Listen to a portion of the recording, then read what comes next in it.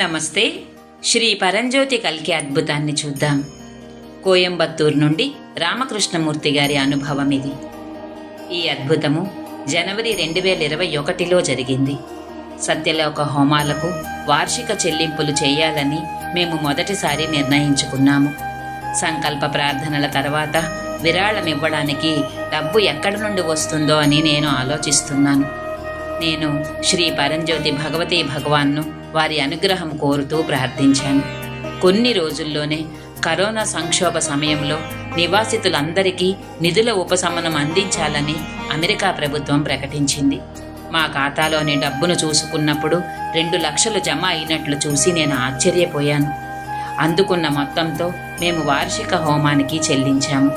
ఇంతటి అనుగ్రహాన్ని మాపై కురిపించిన ప్రియమైన శ్రీ పరంజ్యోతి అమ్మ భగవానులకు అనంత కోటి కృతజ్ఞతలు తెలియజేసుకుంటున్నాము.